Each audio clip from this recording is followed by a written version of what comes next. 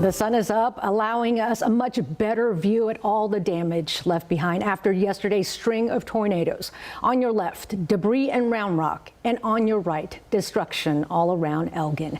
Good morning. It is 11 o'clock on Tuesday morning. Thanks for joining us here on KVUE Midday. I'm Jenny Lee. And I'm Hunter Williams. Cleanup is continuing this morning after several tornadoes touched down across central Texas yesterday. We want to show you this map. These are the reports of tornadoes for places like Wimberley and Granger and Taylor. Today, crews from the National Weather Service are out and they're assessing the damage in several of those areas, and they're going to decide the ratings for each of these tornadoes. We could have some preliminary numbers later on today. Now, we have team coverage for you today at midday in some of our hardest hit areas. Connor Board has been talking with families in Round Rock, but we want to begin with Bryce Newberry with damage in Elgin. Hey, Bryce.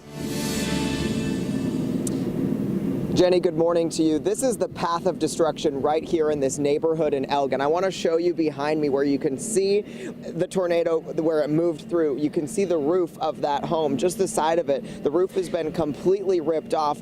And the neighbors here in this area tell me that there was even a barn standing back there at one point that is completely gone this midday. Now, pulling in a little bit closer here, you can see this yard where debris is just strewn from right to left across your screen right now. Trees, branches, roofing, shingles, insulation, plywood. I mean, all of that I can see out here right now. You can also see the power crews that have been working since we got out here at 4 o'clock this morning. They are still working to restore power here in this area.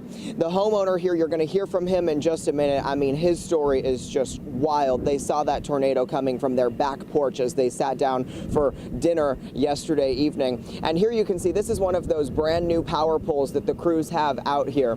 I want to show you some video from earlier today when we were out here. This whole street, this is Monkey Drive, where you can see damage in every direction. Right now, all of those things I mentioned still strewn across properties as the cleanup has begun. We were here as Lonnie Swanky returned to his property for the first time. This is a place he's called home for 20 years. Devastated was the word that he used to describe the destruction. And he and his wife watched, like I mentioned, as that twister got closer before they knew it was time to get to safety. Once it got, close enough, we said, to a certain point, we just said, we got to get, into somewhere in those. So we into the house, into the master bedroom, into the master closet, which was an interior wall and stuff. So, that's where the dog, my wife, and myself was at, when it all went, and watched the roof go off the top. So Lonnie says they now have nothing. His cars are buried under that damaged carport at the back of his property. The silver lining, though, is that his cows are still okay and out back, and of course he and his wife both still alive. Across town, I want to show you this video of a mobile home that the Elgin mayor tells us multiple times before it smacked into that building where people were living.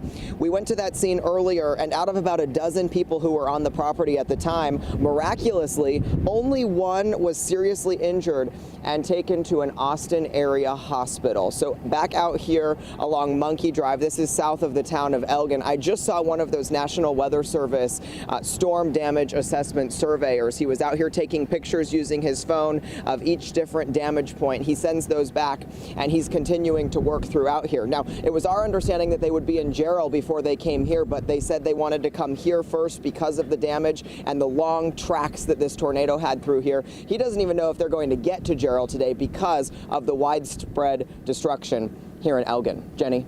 That damage is so hard to see and so hard to hear that it is a miracle. Like you said, only one person seriously injured, and thankfully no deaths there. Bryce Newberry, thank you for your eyes and ears on the ground for us, live in Elgin for us. Let's move along to Round Rock. As we watched that tornado twist its way toward Kalahari Resort, you may have saw it with us. Our camera on top of the resort captured the moment as it moved until it eventually knocked it off its post.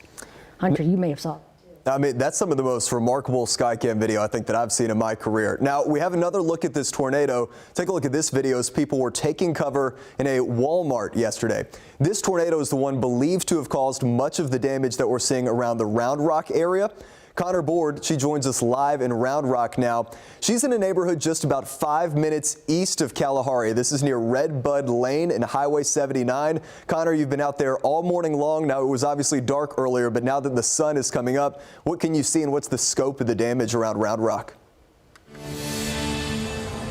Hunter, you know, this morning when it was dark, it was really hard to tell any of the damage on a lot of the homes. We were just seeing the really major damage, but now there's damage on so many homes in this neighborhood, and some are more severe than others. You did show that video of that tornado on the Kalahari cam. Just think about that. That's 5 minutes that way, and neighbors tell us they heard that coming from there up behind these houses right here, and that's what hit these houses from the back, was that tornado coming through the little forest behind this neighborhood and came and hit these houses from the back. And you can see this house, this is one of the worst ones on this street. There is just rubble in here. You can just see that's not rubble, but there is all the branches, and then there's some 2x4s. You can see there's stuff from people's houses, and people have started clean up, trying to put this in piles. And that's another thing we're seeing this morning. Now that people are awake, people are just coming out to help. They're really trying to help their neighbors. But we also have some video of some other houses around this area we want to show you. We saw a U-Haul that was actually flipped over, and that's in the street right next to this one, like I said. So it was a U-Haul flipped over on its side. This house was one of the ones that we saw with the most damage in this area, but we also saw many people who their roofs are partially gone. The shingles are gone. Sometimes you can see into the house, you can see the actual structure. And I spoke to a few neighbors. One man said it sounded like a train when the tornado hit, and that the house was shaking. The food even fell off his pantry shelves. Another man said he was trying to close his front door, but the wind was really strong, so he was trying to close it, and then he ran to the bathroom with his family to take cover. And I spoke with one woman who, she says she's just so happy that everyone is safe, even though they have all this damage, that no lives were lost. Because when it started last night, I just finished my evening prayer by 6 o'clock. Now by 6:02, 6:03, the whole my window started crashing. My dog started screaming, and we just ran down to the bathroom to take a cover. And I'm grateful to God that no life is lost. We came outside, all the neighbors were here, everyone screaming, the kids, and we're asking everyone, "Are you okay? Are you okay?" And yeah, just seeing what happened is so devastating. In Teresa's house, she had her windows blown out, but that is nothing compared to her neighbors, and actually met her when she was walking around checking on neighbors. And that's just something we've seen today, really, is community.